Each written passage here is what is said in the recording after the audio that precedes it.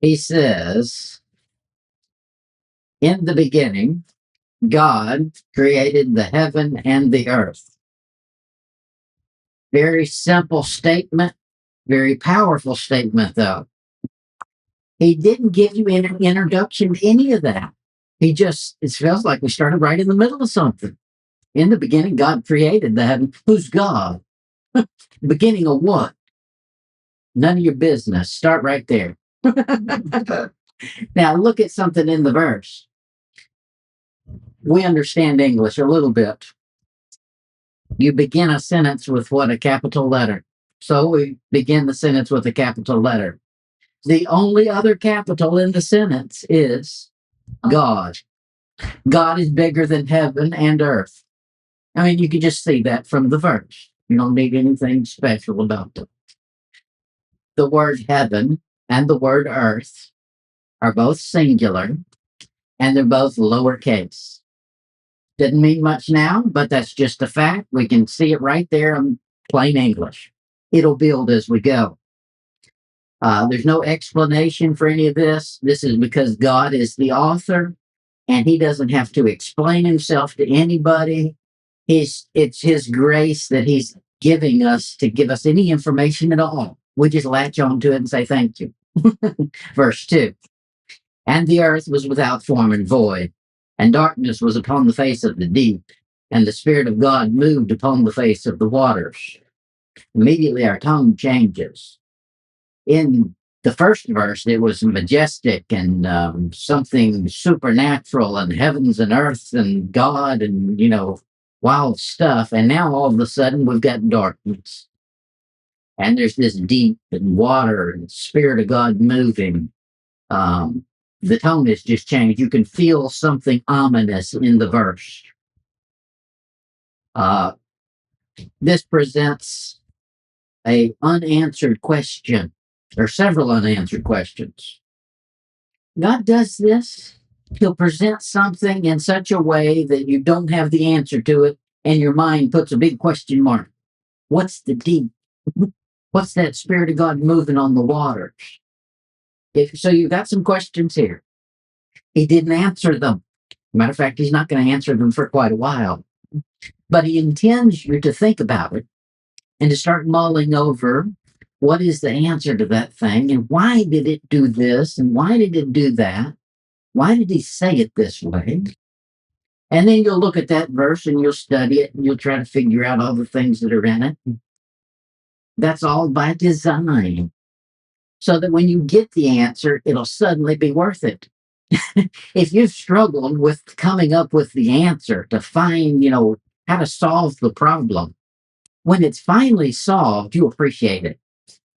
But prior to that, if you were just given the answers, then you wouldn't appreciate it. That's the welfare line. It's the American system. This earth is without form and void in our verse. It says that God, the Spirit of God, moved upon the face of the waters. At this point in the narrative, God does not explain what all this without form and void is. We'll get that way later in the Bible, but not now. For now, you just know something changed. Something is without form and void, and it's under the water. Okay. The number one key for understanding the Bible is to not Google it. We're in this age where we think, oh, I've got a question. Let me find out what the answer is. That's not how God answers questions. He answers it by building vocabulary, building examples, and building definitions. And he'll do those many, many chapters apart. And you'll have to have patience and memory. And for me, a piece of paper and a pen. That's my memory, is a piece of paper and a pen. We've got to trust the order of God's revelation. That is part of the process. The process is not just the facts of it, but how he chose to reveal what he's doing. He chose to reveal Genesis 1:1, in the beginning God created the heaven and the earth. Singular, singular. When you get to chapter 2, it changes. But that's not in chapter 1. Chapter 1 is very simple. That's the way he designed it. Chapter 2, you'll have more questions, but we're not there yet. This Bible is written in order to educate you through careful process of patient revelation of God. Think about it. God's got to have patience with us. He's got all this information he wants us to have, but he's got to dumb it down to human level. Look how far he had to dumb down verse 1. 10 words to introduce himself and everything we know.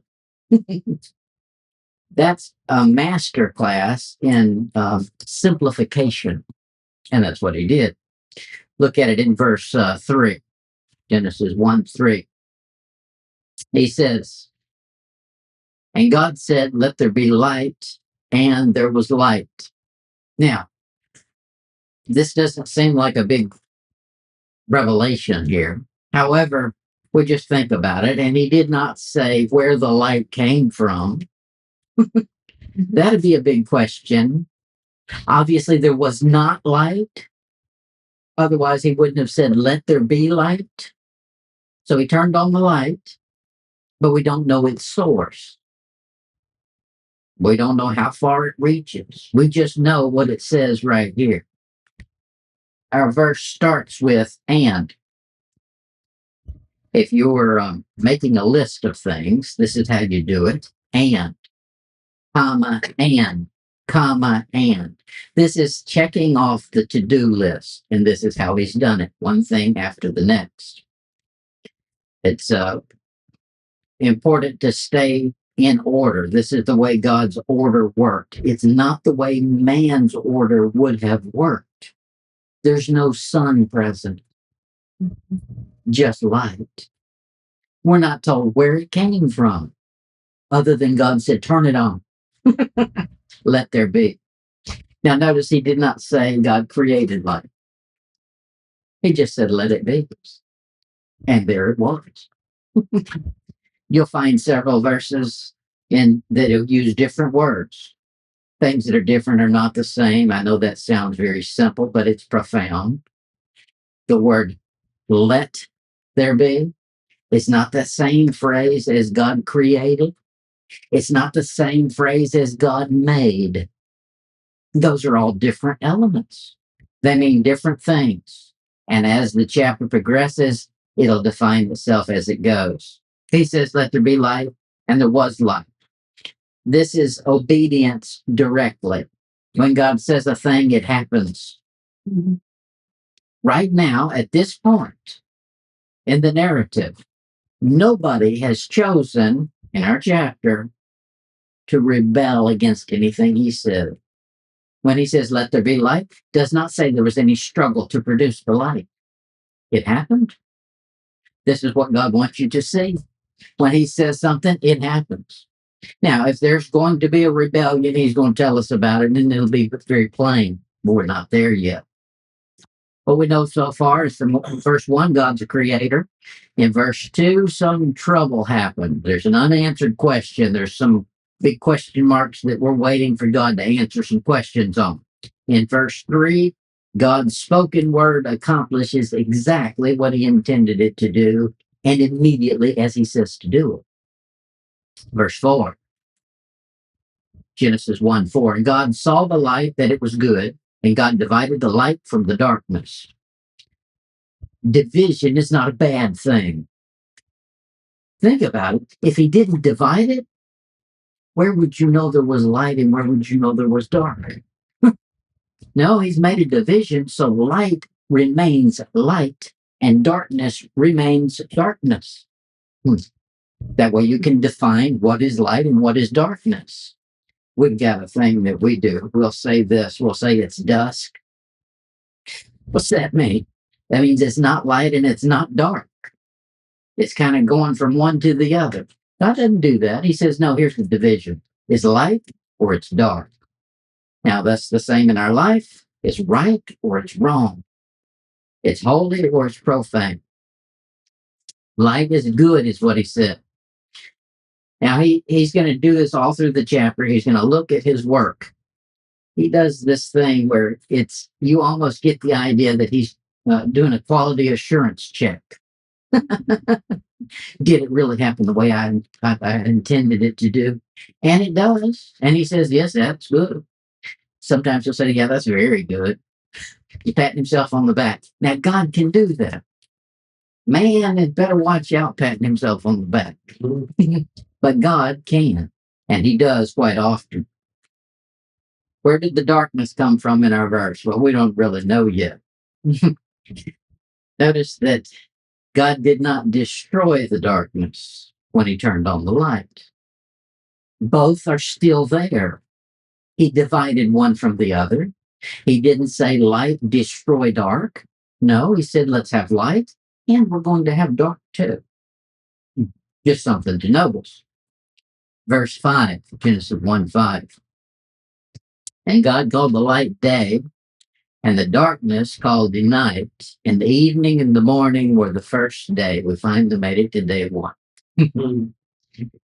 Now, what does he do here? He says, the light that we previously saw is now named something.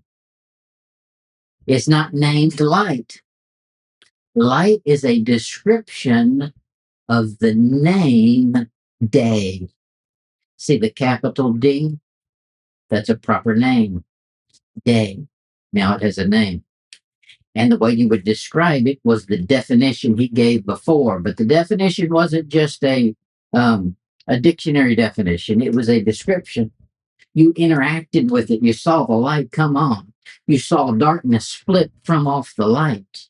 And when that happens, now God names it and you understand exactly what he means. The darkness gets a name too. The darkness is named night.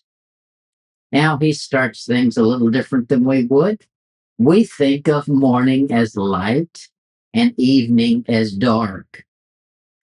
His day starts in the evening and runs to the morning. The evening and the morning were the first day.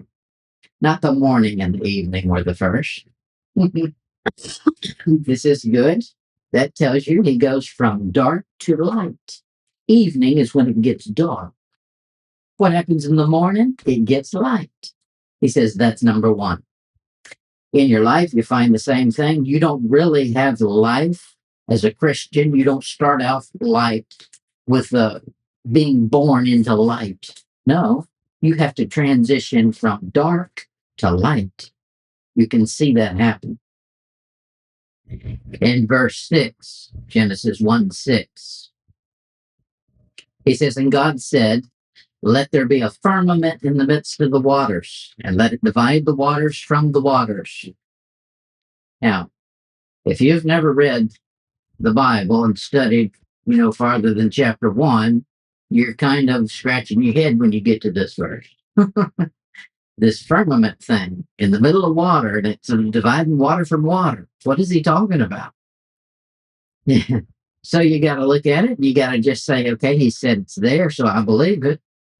We've seen deep, we've seen waters, we've seen darkness, light and day and night, and now we got a firmament, whatever that thing is. The one good way to do, I've done Genesis 1 this way before, and it's a good way to do it. Draw exactly what you read. So when you got to firmament, you don't know what a firmament is.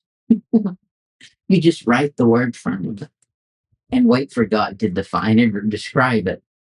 And as he does, the picture will develop, and you can do it that way. There's a firmament. The word is not really a proper noun. Is it a capital F? No, it's a lowercase f. So it's a generalized term. We don't know what it means yet as far as what its name is called. This is a general description.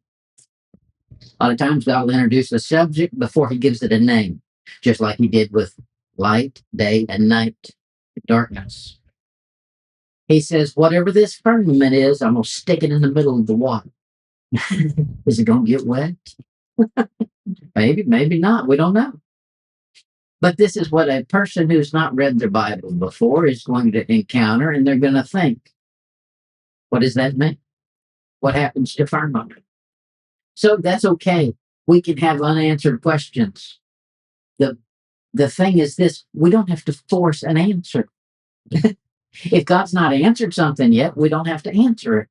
Wait and let him do it. At this point in the chapter, all the way down to verse 6, you don't need to know any more than he's already told you. When you need to know more, he'll tell you more. The firmament is obviously something that God made. Look at verse 7. Verse 7. And God made, this is a new word. God made the firmament and divided the waters which were under the firmament from the waters which were above the firmament. Now, he's making it, not creating it. So that's something different than we saw in the beginning. Here's how it ends. And it was so. So that's the way it was. Okay, so what is this? He says, let there be, and the beginning was so let there be light, and there was light, and God made the firmament. So something sounds like there's a difference between let it be and let me make. One is requiring God's action, one is requiring God's initiation.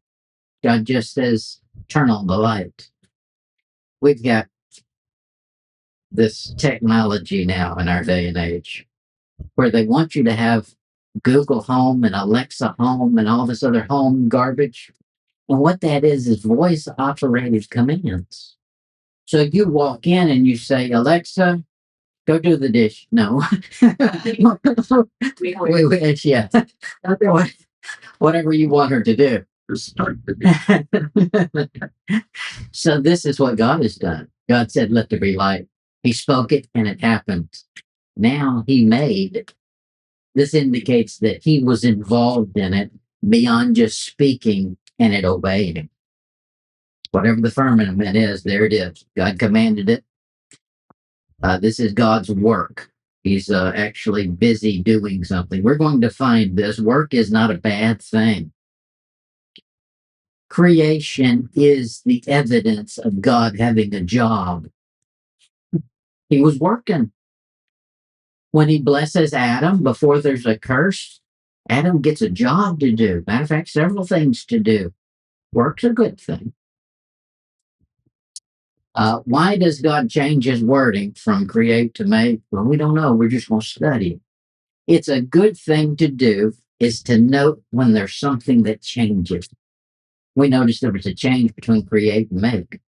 We noticed there was a change between let it be and it was. Let there be light and it was. Okay, so why are all those changes there? I don't know.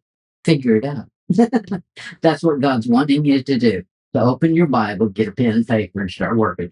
I'm thinking about the word create versus make.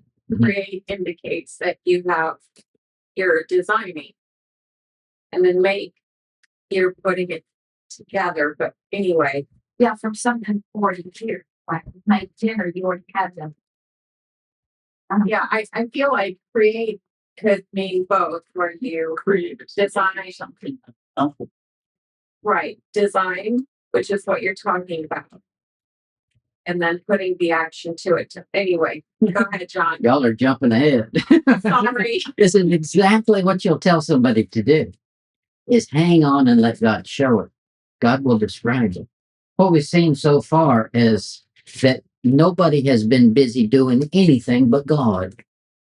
So make and create are God-given tasks. These are things that he does. Now, when he wants man to get involved in something, he'll pass a command to them. And watch how he does that. When it comes Adam's turn to do something, we'll see if God asked Adam to create anything, or if he asked him to make anything, or to perform something or form it. And we'll We'll see as it develops, but we got to have patience. Genesis 1, verse 8.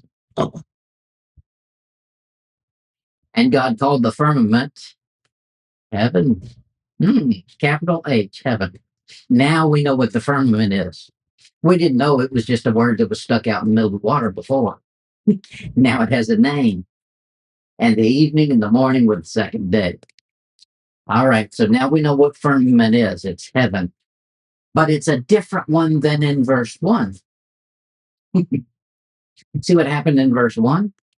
It's lowercase. In the beginning, God created the heaven and the earth. That's the beginning.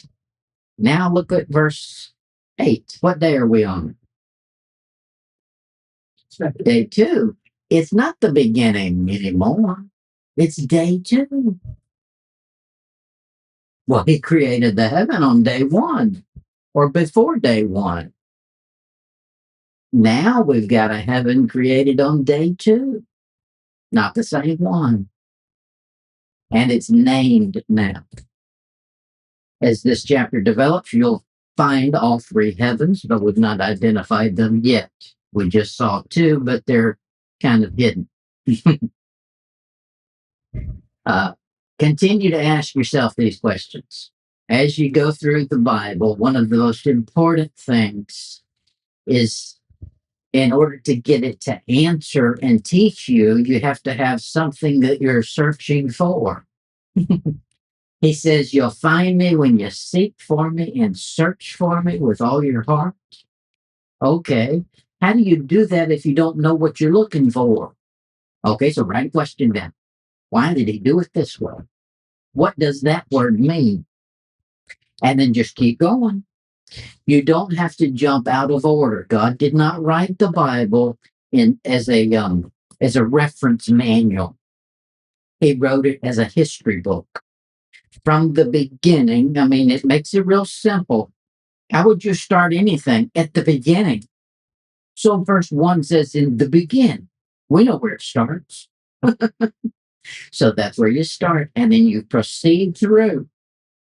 Unlike modern America that says, tell you what I'll do, I don't know what that word means. I'll look up every time it was used. Now, you can do that after you've been through the whole account and you've got some material to pull from, and God has already shown you the big picture. But until you've got that, just identifying the word every time it's used doesn't tell you a whole lot. You need all the descriptions and all the examples of it. Okay, let's see how deep do we need to get into that. All right, I think that's enough on that verse. Verse 9. Wait a minute. Yes. And this verse 7. Did we skip one? Okay. I don't know, maybe it's just my head. But it might, Maybe I did. And God made the firmament. I think she had a question. Oh, I'm trying to figure out that up there. That's the firmament. mm-hmm. And then the waters were under it. Yes. But the word divided. Mm-hmm. That divide that from that. But it says the waters were divided. Mm-hmm. Is that what it really means? Really means it. All right, explain it. Okay. Get you a pen out. Janet, I don't have my picture, so it's hard to do it for me, but Genesis 1:1, in the beginning God created, so you put God right here. We don't know any more about it than that right there. That's God. He created 2 things, heaven, whatever that is, and earth, whatever that is. Now we keep going down. In verse 2, what do we find out about earth? Start void, that's Void, and it's full of water. It's underwater. in the midst of the water. Yes. Yeah. Oh, Verse 2, and the Spirit of God moved upon the face of the waters. uh-oh. Okay. So the water there is covering this earth. Now we've got heaven and we've got earth and we got deluged with water, dunked in water. You know, get Dunkin' Donut. And now he's continuing to do some things. He's created light and darkness. You know how he created light and darkness? He said he divided it. So how did he divide it? We don't know. Didn't say anything in there about the world moving or spinning. Now, maybe it was, maybe it wasn't. Don't know. He didn't see fit to tell us. What we do know is that there's a division mark between dark on this side and light on this side. Whether or not the earth is moving, we don't have a clue. But we do know there's a division between, maybe it's top and bottom, maybe it's side and side, I don't know. But it's still underwater. This firmament right here is a different one. This firmament is in the midst of the water, so he takes that water and divides it. Now he's going to divide it and he's going to further develop it. And he's going to tell us about heavens. Now we got two heavens because we got one in verse 1. Now we've got firmament in the midst of the water. So the middle of the water. And that firmament is called heaven. And it's going to divide the waters from the waters. So we don't know about earth yet. We're still waiting for him to develop the picture. And he's going to do it slowly. And you're going to have lots of questions. And that's a good one. Yes. And that's the way he does it. I like to draw it as I read it. I've done it. I did it back at Marcus Point. I took some plywood and as I read it, I drew it. And that's a good way to do it. And you'll have to do it a couple of times because you'll read another verse and it'll give you a detail that changed what you thought you saw. Because suddenly he did something and you didn't know that there was something to be done yet. And you'll see it. Okay, verse 9. Thank you. Is that where we are? Yep. Mm-hmm. Verse 8. Is that where we are? Mhm. And God called the firmament heaven. Okay, so when he divided in the midst of the waters, part of that division, the lower part so far is called heaven. So there's a heaven above it and there's a heaven below it, below the waters, because they're divided. And the evening and the morning are the second day. Now, it could be as simple. We don't have to have all the answers right now. They'll develop and they'll show up later. It could be as simple as this. God knows where the division is. There's no human there to tell him where it was. He's telling us. It could all be underwater still. And he's identified, the equator is right here. Water is above here and water is below here. And earth or firmament divides it. We call this thing an equator. That's an imaginary line, but it's not really imaginary. You got some science behind it. You can find the magnetic pull is different on an equator. The sun reacts different on the equator. Okay. So there's differences there, but as far as we're concerned, you don't run up to it and see the line. No, it's just there. God kind of did that right there, didn't he? He said, I'm going to divide the waters from the waters. And that division I'm going to call heaven, which is the firmament as I described previous. So that's all we know so far. He's going to develop it and explain. All right, verse 9. And God said, let the waters under the heaven be gathered together unto one place. Okay, so now he's doing something with that water that's under what heaven? Obviously, he's simple here. He's not trying to be complicated. The heaven he just spoke about, the one that divided the water from the water. Now he's going to refer back. The most recent antecedent is the heaven called firmament, or the firmament called heaven that we just spoke of. It was the dividing line between water and water. Can't get complicated, but it's going to be simple. Verse 9. Together into one place, and let the dry land appear. And it was so. Now he does something strange here. He says, did he say create dry land? Did he make dry land? Did he say let there be dry land? He said let it appear. It was there and you just couldn't see it. let it appear. So he sucks the water off of it in such a way that dry land shows up. Obviously, he's done it in such a rapid speed that it's not wet, it's dry. And he made that plain in the word. Like when the children of Israel crossed the Red Sea, he split that water and they went over on dry. Yeah, that's right. Just like he did here. When he splits it, he moves it and it's moving fast. When creation responds to God, it responds immediately in such a way right here. It's saying you could watch it happen. If you were on a film crew, you could zoom in and you would see that as it moved, what was left was dry land, nothing wet. Pretty good. He says, what he's done now is underneath the heaven that we just saw in verse 8. He's got dry land. Okay, so now the earth has dryness to it, whereas it didn't before. It's just appeared. Verse 10. And God called the dry land earth. That's not what he said in verse 1. In verse 1, it says, and God created the heaven and the earth, lowercase heaven and lowercase earth, but neither of them were named. We didn't get a name for heaven till we got down to verse 8. Then we saw firmament is called heaven. And that's a different one than verse 1. Now this earth, this globe, this dry land is called capital earth.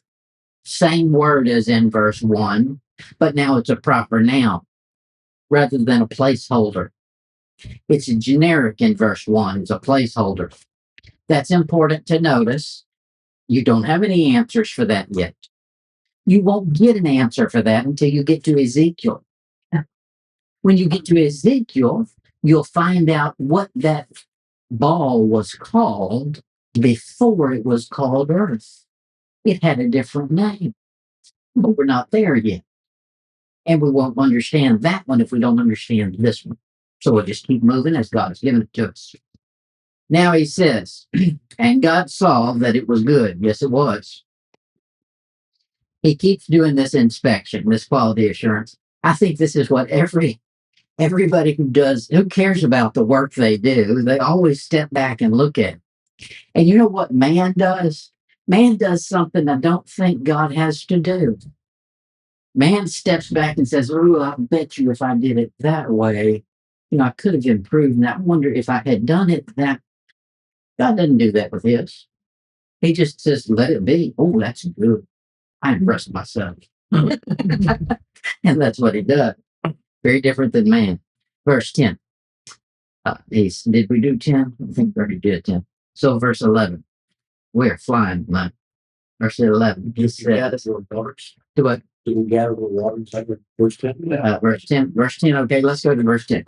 And God called the dry land earth, and the gathering together of the waters called he seas.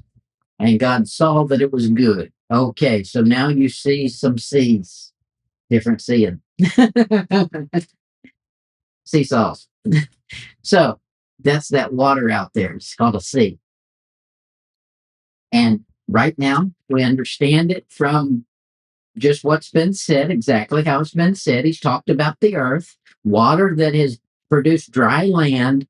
Obviously, dry land appeared. And where it did not appear, there was still water, and that water he's called seas. We'll just leave it just like that because that definition can change and grow, and it will as we go farther in the Bible. But for now, that's exactly what he means, exactly how he said it. And he's not gone any farther. He's not spiritualized one single thing in this chapter. He's given you exactly what he wants you to know. Now, I'm going to tell you what will destroy the understanding of a baby Christian. It's to take a passage like this and suddenly spiritualize it and make that the importance.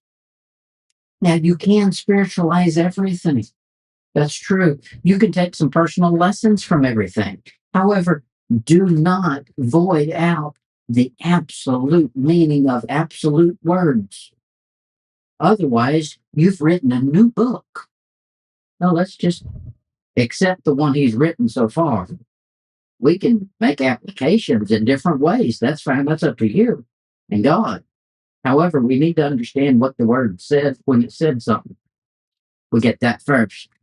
Now he says in verse 11, and God said, let the earth bring forth grass. That's different. Bring forth? Where'd the grass come from? We got a bunch of questions. I think if somebody says, I recall somebody telling me that they understood most all the Bible. And I thought, well, you don't understand any of it. You can't honestly be reading the Bible and have all the answers. You'll never get all of the answers. However, some things that are very seemingly simple, there's some deep things to it. We just saw that. Where was grass from? Who created grass? Who made grass? So what he says, look at it. He says, where did it go? 11. Verse 11. Let the earth bring forth grass. So, however that happens, it's got to bring it forth. Is it pulling it around from somewhere? I don't know. But he says, bring it forth. We don't understand it yet. That's right. And we'll write it down and let God describe it. He's going to describe it in chapter 2, but we're not there yet. Then he's going to give us more info. The herb yielding seed and the fruit tree yielding fruit after his kind, whose seed is in itself upon the earth, and it was so. Slow down and read all of those phrases. You notice something interesting in there. He solved the age-old question of which came first, the chicken or the egg. Everything here is mature. It already has a seed. It's not grown from a seed. It has fruit. A tree takes a while to produce fruit. Not these. They show up with fruit on them. And they have seeds in them. The way God did it. Yes. He's going to explain that in further detail in chapter 2. But I can't get ahead of the story. Verse 12. And the earth brought forth grass, and herb yielding seed after his time, and the tree yielding fruit, whose seed was in itself after his kind. And God saw that it was good. Be ye kind. There's a whole bunch of kinds in here. This is another thing to notice. Everything has a type, a kind. There's a kind of herb. There's a kind of fruit tree. There's a kind of grass. All of those stay within their bounds. God's not producing hybrids. Do we call that species? Species, yeah. That's what it kind of is. Yes. Species. Oh, excuse Yeah. me. We understand the word. I'll use it. It'll come up later, but I'll use it in just a general sense so you catch on to it quickly. There's animal kingdom, and there's different kinds of animals. Humans are not animals, but they're a different kind than animal, a different type of category. We're called mankind because we're a kind of his creation. Okay, so this is the kinds that he's doing. Now, he also said that they only produce after their kind. So the same, they stay within that type. Just like he did in the very beginning, he started dividing something. He made something good and he split it up, divided it. Why? So it didn't bleed and cross-contaminate each other. It stays distinct. When he makes something, he's proud of it. So he keeps it just as it is. He doesn't let it dwarf on its own. Now, that's what man does. Man takes what God's made and we start monkeying with it.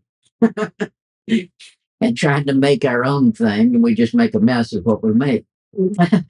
Verse 13. And the evening and the morning were the third day. Okay. This is a good thing. God keeps moving. He keeps identifying all of these things. He's keeping track of time, but we don't know how because there's no sun. How does he know what day it is? There's simply light and dark. That's right. He's keeping track of time. But there's been no sun and there's been no moon. There's been a constant day and there's been a constant night. We've not seen anywhere where it changed. Well, I guess we did see. He says evening and morning. So obviously that earth must be spinning to go from the dark to the light. And he's keeping track of the time. Nobody else has. And he's going to tell man when it's his turn to keep track of time, how he can tell time. But that's none of man. There's no man here to worry about it. So God's not worried about talking about man trying to keep track of it. He doesn't need an Apple Watch. We hadn't even made Apple yet. Look at it in verse 14. And God said, let there be lights in the firmament of the heaven. Whoa. He used two words. Firmament of heaven. What is a firmament? Verse 8, a firmament is heaven. So now we got something different. In the firmament of the heaven. So he's saying in the heaven of heaven. So there's two of them. Where are the two? We saw in verse 1, there was the first heaven, lowercase. In verse 2, verse 8, there is another heaven where it's called firmament, it was called heaven. And that's dividing water from water. It's a different one. Okay, there's two of them. Now he says, let there be lights in the firmament of heaven. That is, heaven has a heaven. Okay, now we're looking at this from God's point of view, not from man's point of view. This chapter will continually do this thing where he'll zoom into earth where he's doing something, and then he'll zoom back out to his position and talk about something he's doing, and he'll zoom back in, and you've got to identify when the camera's moving. He says, the firmament of heaven, to divide the day from the night, and let them be for signs and for seasons and for days and for years. Now he set it up so man can tell time, even though there's no man there to tell it. But he's setting it up ahead of time. Isn't that God? That's the way God works. He already prepares everything ahead of us ever needing it. But he knows we're going to, so he prepares it. So is that his wristwatch? This is his, yes. That's it. But it's for man, or it's for earth, so that we can tell time, tell days, and tell years and seasons and all of those things. Notice there's still no sun. He says there's lights in the firmament. What are those lights? I don't know. People will tell you it's stars. It didn't say stars. When he means stars, he'll tell you stars. Right now, he just says light. Science gets crazy on how light travels and how many light years and all of this kind of stuff. They don't understand. There was light up there before there was anything attached to it. Light existed prior to being attached to a planet, according to this right here. There's lights up there. Now, watch what happens. Do it. I don't know. Isn't the light come from him? No, not yet. These will be independent. You see, there's a spiritualized side and there's a physicalized side. Yeah, we can. That's a deep subject. Deep subject. All right, well, just- Yeah, we'll come back to it. But now, Yeah. some it has the plural lights before. It's Correct. Yes. Light singular and darkness or night. Now he says, in the firmament, there's lights. Okay. Those lights are going to be for telling time, telling seasons. That's your calendar. He painted it in the sky. Then verse 15, and let them be for lights in the firmament of the heaven to give light upon the earth. And it was so. So they have a job. Their job is not to give light to God or to heaven. Their job is to give light to the earth. So science goes crazy. You'll find that the Bible is a more advanced science book than our supposed scientists. Science will try to tell you what stars and what planets and what galaxies have what suns and what lights. I would just simply say, I've got a book by the one who made that. And he says all of those things are designed for one reason, right here, to give light to the earth, not to some other galaxy. And we're not going to cover it here because it's way deep and it's way buried in there. I'll cover it when we get to several places in the Minor Prophets. But there are no galaxies. This is the only one. And there's a reason for it, and you won't find the actual reason till you get to the book of Revelation. But we're not there yet. So there's these lights. Verse 16. And God made two great lights. Okay, we'll stop right there at the punctuation mark because he did. Sometimes what you need to do when you read your Bible is you need to read it according to the punctuation. So when he makes a punctuation mark, he intends you to stop and think or to stop and notice and reflect on what he's just written. Okay, so here's a pause. Why are we pausing here? Because we need to notice both of those are great. Most people will think that one is great and one is less.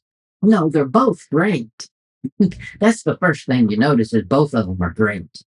Now he's going to further describe them.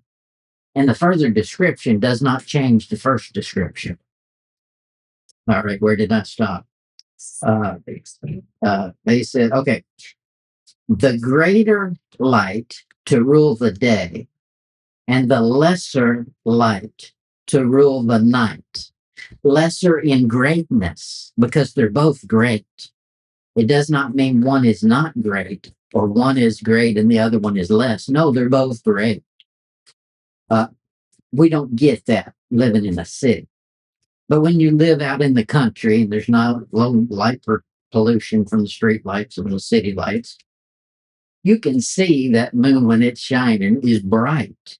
You can see all those stars light up the sky. And there's something that does that a picture cannot do. A computer cannot describe or duplicate. It says God. Nothing else can do it. I think that's why we've got a whole world of virtual reality. Yes. Because virtual reality does not scream the creator like his creation does. So if you can get these kids stuck in a bedroom looking at a screen that will not proclaim the glory of God like he intended it to, then they'll never read it. But he's painted creation so that it preaches about him. So one of the devil's tricks is don't go look out there. Look at this screen. Okay, let's move on. Where was I? Okay, two great lights. Let's see, the lesser light to rule the night. He made the stars also. Now he's made stars. Okay, we finally got some stars. We got lights in the firmament in the previous verse, and now we got stars. Okay, he's not explained all that yet. He put a word in there that people don't like. Rule. That's a good one, though. One thing does one thing, The sun rules the day, the moon rules the night.